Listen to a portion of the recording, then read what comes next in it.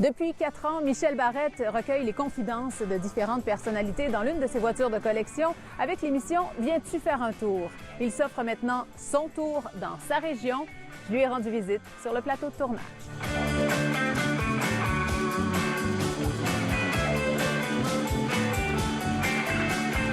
Michel Barrette, vous êtes la vedette, l'invité de votre émission. Est-ce que vous vous payez la traite? Je me paye la traite, mais en même temps, je suis en train de vivre ce que mes invités vivent d'habitude. Alors, bientôt, on célébrera notre 100e invité à la 4e année de Viens-tu faire un tour?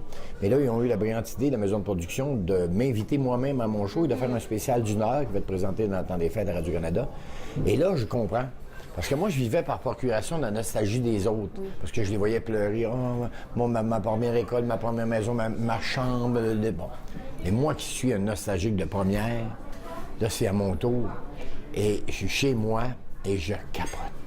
Je capote parce que moi, je suis resté à quelque part un adolescent qui n'a pas vu vieillir quelque part. Puis je suis vraiment un nostalgique. Je vis ma vie en tabarouette, là. Mais il y a tout le temps ce fond-là qui existe, qui n'a pas arrêté. C'est comme s'il y avait un ado encore qui vivait en moi, qui se promène. Et là, on me fait revivre ça et c'est troublant. Troublant. Vous faites quelle tournée et avec quelle voiture? Avec une Transam 1971 qui ne vous appartient pas. Qui ne m'appartient pas cette fois-là parce que je voulais pas traverser le parc. Je n'étais pas sûr de traverser la voiture avec une vieille voiture. Alors, il y a un collectionneur du coin qui a la même voiture que j'avais quand j'avais début vingtaine. Fait que je roule en plus dans une voiture que j'ai pas roulée depuis plus de 40 ans. Alors, ça me fait tout drôle. Là, on a roulé avec Jean-François, qui est l'animateur du show pour l'occasion, mais il va pas tenir la voiture tout le temps. Là. Non. On va y aller dans mes rues, dans mes côtes. On va le tasser tantôt si moi je le vois. L'autre jour, j'étais à Montréal, il y a un run, 20-21 ans. Je suis un coin de rue, il me pointe par le bras. Qu'est-ce que tu fais là, toi? Et je peux vous aider à traverser la rue. Alors oui, il y a ce tournage-là, mais il y a aussi la tournée. Oui. Plusieurs dates parce qu'en dans plus, la j'ai profité. région. Plusieurs dates. Je ne sais pas si c'est la production qui a profité de ma tournée ou la tournée qui a profité de la production, mais en tout cas, en même temps que je suis ici, je suis allé faire Chibougamau, j'ai donné deux shows à Chicoutimi. Il y aura Alma, Robertval Delbo. Et les critiques. Comment ça se passe, ce nouveau spectacle-là?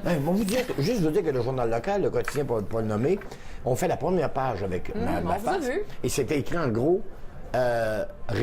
pleurer de rire. Alors, je pense que ça dit tout. Quand tu t'en vas pleurer de rire, ça peut être drôle. Ah non, le public était formidable. Ils m'ont ramassé. Les gens ont de la difficulté à croire que le public est aussi important que l'artiste sur scène. Parce qu'un public comme ça, ça fait un artiste qui travaille puis qui n'a pas de fun. Moi, là, ça fait 33 ans que je fais mon métier. C'est mon 11e spectacle différent en 33 ans. Si j'avais pas de fun, j'aurais arrêté il y a fort longtemps. J'aime ça à m'en confesser. Et plus j'ai du fun sur scène, plus je me trouve drôle, plus les gens ont du fun.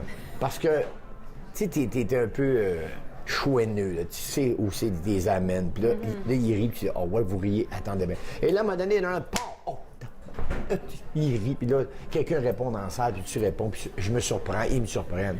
C'est pas un show fermé, c'est un show où je m'adresse en partant. J'entre sur scène, je lui parle. Puis je vais lui parler comme ça jusqu'à la fin du show. C'est pas une affaire où je viens lui conter une affaire parce que je m'en vais, là. Il y a vraiment un rapport direct. Quel âge que t'as, qu'est-ce que tu fais, les gens mariés. Hey, je suis à Chicoutimi, je demande à tout le monde dans la salle. OK, est-ce qu'il y a des gens mariés dans la salle? Tout le monde lève la main. Est-ce qu'il y a des divorcés dans la salle?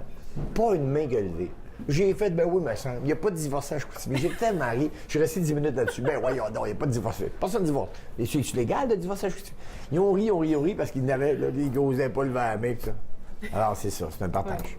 Alors, on a parlé de la télé, de la scène, le cinéma là-dedans. Mais le cinéma, j'ai eu l'occasion, il y a quelques années, de tourner beaucoup. Oui. J'ai enfilé plusieurs films de suite. Mais moi, je m'ennuie de vous au cinéma. Ah, t'es bien fine. Oui, parce que c'est drôle parce que les gens me disent ça. On aime ça rire, on aime ça de voir tes shows, mais ils m'ont trouvé crédible au cinéma, puis ça me mène ailleurs, puis pour moi, c'est de travailler une zone qui est différente. Tu sais. Le conteur, le comique, ça, je connais.